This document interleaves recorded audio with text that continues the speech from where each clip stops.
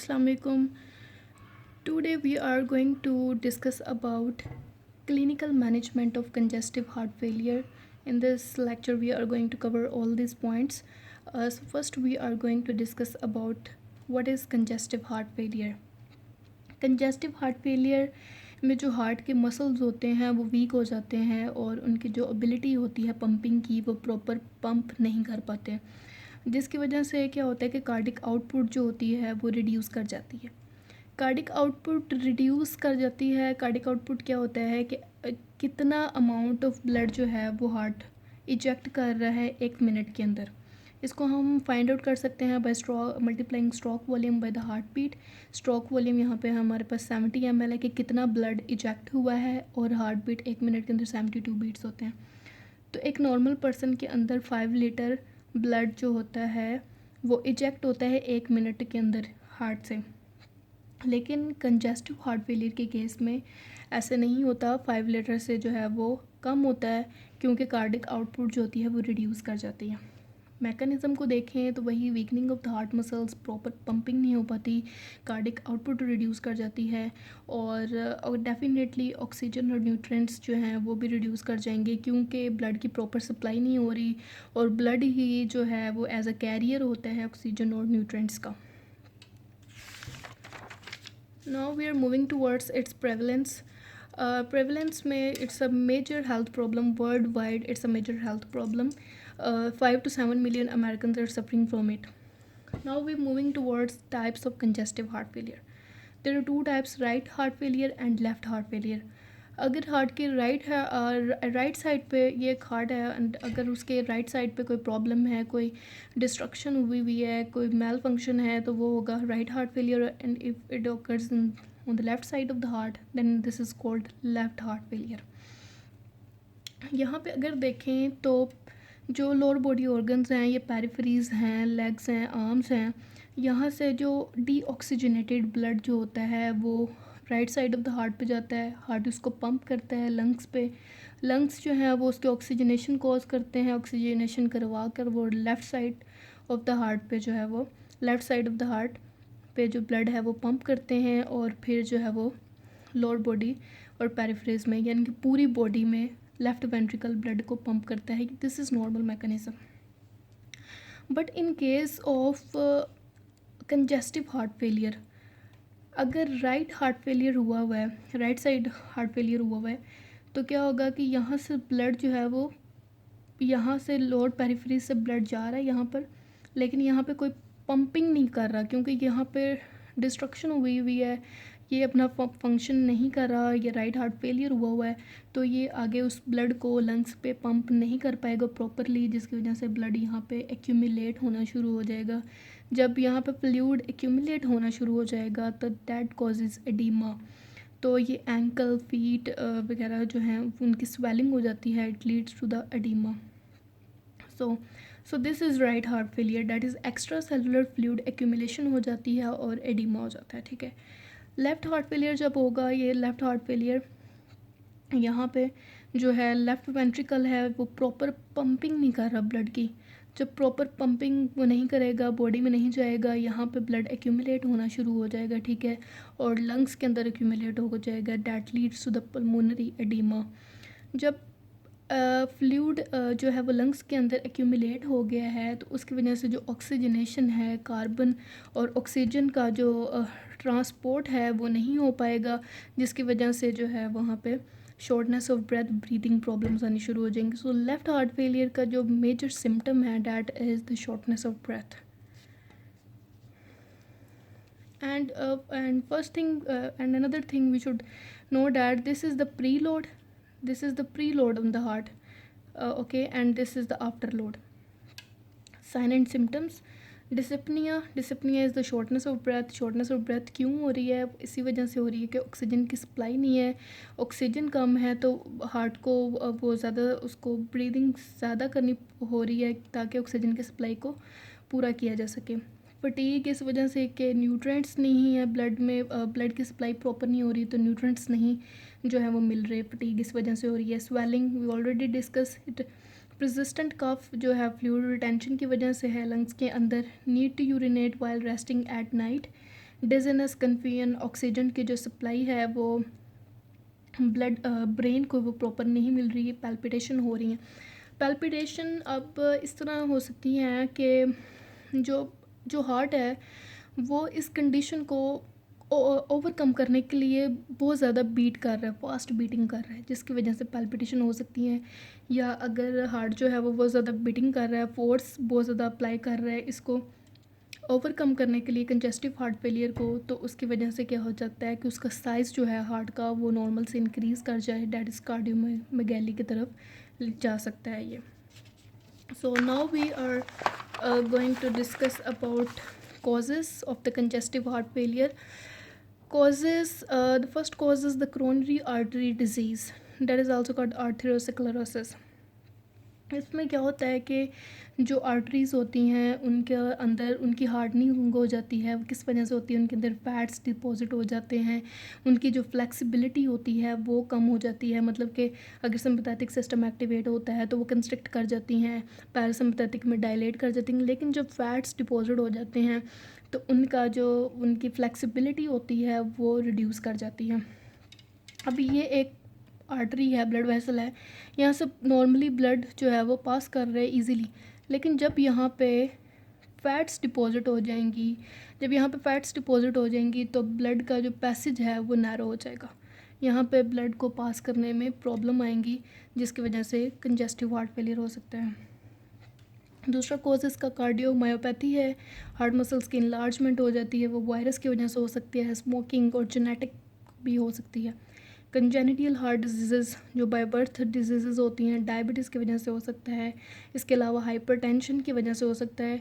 Hypertension में यही कि हार्ट बीट ज़्यादा होती है, हार्ट को ज़्यादा पंप करना पड़ता है, उसको ज़्यादा फोर्स लगानी पड़ती है, तो जिसकी वजह से वो कार्डियोमायोपैथी या फिर वो कार्डियोमायोपैथी हार्ट की इनलार्जमेंट की तरफ वो लेके जा सकता है। ओबेसिटी की वजह से हो सकता है।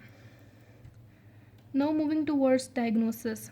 डायग्नोस हम किस तरह से कर सकते हैं? एक्सरे के थ्रू कर सकते हैं।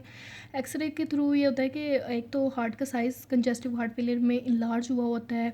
दूसरी ये चीज़ है कि जो फ्लूइड रिटेन हुआ होता है लंग्स के अंदर, तो इन दोनों चीज़ों को हम एक्सरे के थ्रू जो है वो आइडेंटिफाई कर सकते हैं।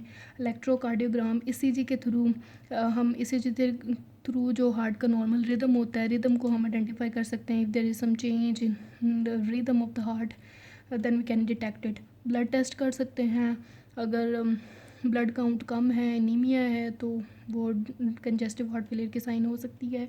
एमआरआई कर सकते हैं, इको कार्डियोग्राफी, इको करके हम देख सकते हैं कि कोई ब्लॉकेज वगैरह तो नहीं है। तो इस तरह से हम जो है वो डायग्नोसिस कर सकते हैं हार्ट की। Now moving towards pathophysiology of the cardiac heart failure. जब कार्डिक हार्ट फेलियर होता है तो कार्डिक आउटपुट ऑब्वियसली कम हो जाती है, बीपी कम हो जाता है। जब ये हो रहा होता है तो बॉडी का एक नॉर्मल सिस्टम होता है, that is compensatory mechanism of the body, वो एक्टिवेट हो जाता है। उस सिस्टम का क्या काम है कि उसने जो पैथोफिजियोलॉजिकल चेंजेस हो रहे हैं बॉडी के अंदर उसको उसको फिजियोलॉजिकल चेंज की तरफ लेके जाना है। उसने वो अब बॉडी पूरी ट्राई करेगी, उसने एक बैकअप रखा हुआ है कि उसने मतलब ट्राई करेगी एक कंपेंसेटरी मैकेनिज़्म के थ्रू कि अपनी कंडीशन को दोबारा से नॉर्मल कर सके। तो उसमें क्या होगा? सबसे पहले वो सिंपैथेटिक सिस्टम को एक्टिवेट करेगी, एड्रेनालिन प्रोड्यूस होगी, हार्ट रेट ज़्यादा होगा, वेजोकंस्ट्रिक्शन होगी तो ब्लड प्रेशर भी इंक्रीज़ हो जाएगा। दूसरा वो रेनिन एंजियोटेंसिन सिस्टम को एक्टिवेट करेगी, किडनी से रेनिन प्रोड्यूस होगी। रेनिन जो है वो एंजियोटेंसिनोजिन जो होती है उसको एंजियोटेंसिन 1 में कन्वर्ट करती है। फिर एंजियोटेंसिन कन्वर्टिंग एंजाइम एंजियोटेंसिन 1 को एंजियोटेंसिन 2 के अंदर कन्वर्ट करेगा और पोटेंट वेजो जो कि एक पोटेंट वेजो कंस्ट्रक्शन है करता है। इसके अलावा वो एडीएच को रिलीज़ होगा किडनी से, जिसकी वजह से सोडियम और वाटर रिटेन होगा। जब सोडियम और वाटर की रिटेंशन होगी तो प्लाज्मा वॉल्यूम इंक्रीज़ हो जाएगा और हार्ट के ऊपर जो है वो लोड इंक्रीज़ हो रहा है, प्री लोड हार्ट के ऊपर इंक्रीज़ होता जाएगा। ये स्टेज एक स्पेसिफिक लिमिट तक ही रहेगी, लेकिन जब कंजेस्टिव हार्ट फेलियर अपने एडवांस स्टेज पे पहुंच जाता है तो उसका ये कंपेंसेटरी मैकेनिज़्म नहीं ऑन होता। उसमें क्या होता है कि उसको कहते हैं डिकम्पेंसेटेड heart failure.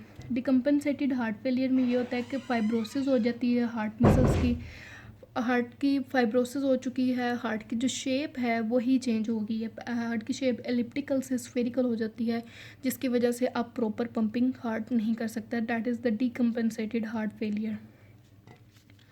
Now moving towards the treatment of now moving towards treatment strategies. हमारा ट्रीटमेंट का क्या गोल है? हमें पता है कि कंजेस्टिव हार्ट फेलियर में कार्डिक आउटपुट रिड्यूस होती है। So our goal is to increase cardiac output. वो हम दो तरह से कर सकते हैं, या तो हम हार्ट बीट को स्ट्रॉन्ग करते हैं, ज़्यादा करते हैं, या फिर हम हार्ट के ऊपर जो लोड है उसको डिक्रीज़ कर दें ताकि वो एफिशिएंटली वर्क कर सके। सो फर्स्ट जो फार्माकोलॉजिकल ट्रीटमेंट में हम देखेंगे, हम 3 तरह की ड्रग्स देखेंगे। Drugs that decrease pre load, drugs that decrease after load, and जो कार्डियोटोनिक ड्रग्स हैं। First drugs that decrease pre load. Pre load जब हार्ट यहाँ पे this is actually the pre load of the heart. Pre load of the heart जब यहाँ पे हम heart के ऊपर प्री लोड को कम कर देंगे तो हार्ट को जो है वो कम फोर्स लगानी पड़ेगी पंप करने के लिए ब्लड, तो वो इजीली ब्लड को पंप कर सकता है। ठीक है, तो ये हमारे पास एक अप्रोच है कि हम प्री लोड को डिक्रीज़ करके कंजेस्टिव हार्ट फेलियर को ट्रीट कर सकते हैं। उसमें डायरेटिक्स आते हैं। डायरेटिक्स क्या होते हैं? डायरेसिस कॉज करवाते हैं, सॉल्ट और वाटर को बॉडी से रिड्यूस करवाते हैं, प्लाज्मा वॉल्यूम को कम कर देंगे। प्लाज्मा वॉल्यूम को कम करेंगे तो उससे क्या होगा कि जो प्री लोड है हार्ट पे वो कम हो जाएगा। इसकी एग्जांपल में फुरोसिमाइड है, जो इसका कॉमन ब्रांड नेम जो है वो लेसिक के नाम से ये आती है। दूसरी ड्रग इसमें आती है नाइट्रेट्स आते हैं। नाइट्रेट्स में आइसोसोर्बाइड मोनोनाइट्रेट, आइसोसोर्बाइड डाइनाइट्रेट्स आते हैं, ये एंजीसाइड के नाम से आती हैं। एमरजेंसी ड्रग है, कार्डिक हार्ट फेलियर में जो है वो यूज़ होती है हार्ट अटैक वगैरह के पेशेंट में।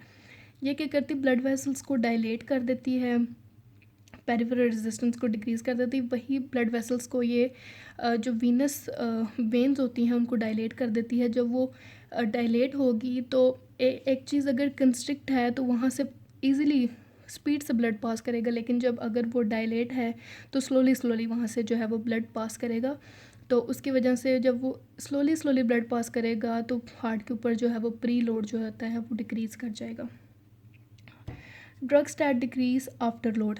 आफ्टर लोड में भी आफ्टर लोड में हम ये है कि जो लेफ़्ट वेंट्रिकल को कितनी फोर्स लगानी पड़ रही है रेजिस्टेंस को ओवरकम करने के लिए कि वो एओर्टा का जो वाल्व है उसको ओपन करे और फिर जो है वो पूरे बॉडी के अंदर ब्लड सप्लाई करेगा। मतलब कि लेफ़्ट वेंट्रिकल को कितनी फोर्स से पंप करना पड़ रहा है कि वो पूरी बॉडी के अंदर जो है वो ब्लड को पंप कर सके। तो उस दैट इज़ आफ्टर लोड। अगर हम आफ्टर लोड को रिड्यूस करवा दें तो लेफ़्ट वेंट्रिकल को कम फोर्स लगानी पड़ेगी और वो इजीली मतलब कि ब्लड को पंप कर सकता है बॉडी के अंदर। उसके अंदर आते हैं वेजोडाइलेटर नाइट्रोप्रोसाइड, आर्टरियोल्स को डायलेट कर देते हैं, जिसकी वजह से ब्लड स्लोली जाता है, स्लो हो जाता है, और उसकी वजह से जो आफ्टर लोड हार्ट पे होता है वो रिड्यूस हो जाता है। Drugs that decrease both preload and afterload, इसमें 2 ड्रग्स आती हैं। एक है angiotensin converting enzyme inhibitor, captopril, lisinopril, capoten के नाम से ये आती है। Angiotensin receptor blocker, losartan, telmisartan, valsartan वगैरह।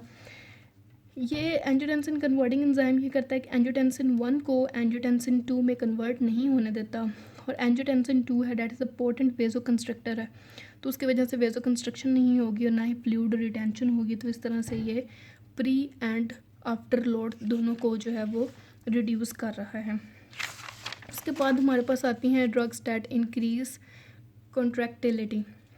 जब कंजेस्टिव हार्ट फेलियर होता है तो हार्ट बहुत ज़्यादा हार्ट पे प्रेशर होता है, उसको बहुत ज़्यादा फोर्स पंपिंग करनी पड़ रही होती है, लेकिन पंपिंग करनी पड़ी होती है, लेकिन कंसीडर इट कि ये एक हार्ट है, तो हार्ट जो है वो प्रॉपर पंपिंग नहीं कर पा रहा। वो इस तरह पंपिंग कर रहा है, लेकिन फास्ट पंपिंग तो कर रहा है लेकिन प्रॉपर पंपिंग नहीं कर रहा। वो इस तरह से जब वो इस तरह से कंस्ट्रिक्ट होगा और रिलैक्स होगा फिर प्रॉपर पंपिंग होगी।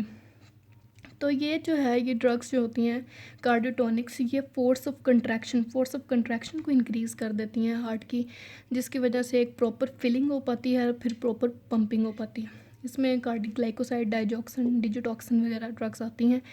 ये ड्रग मतलब पॉजिटिव आइनोट्रोपिक इफेक्ट है। Positive inotropic effect means that they have the increase force of contraction of the heart.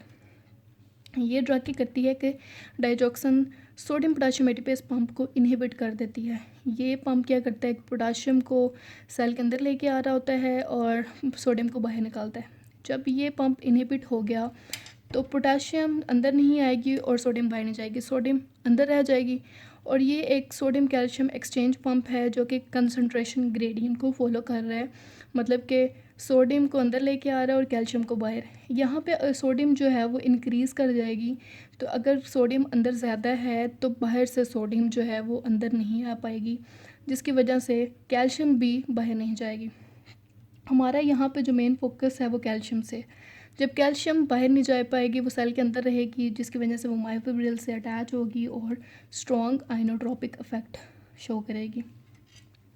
So this is about pharmacological treatment. Now moves to और non pharmacological treatment.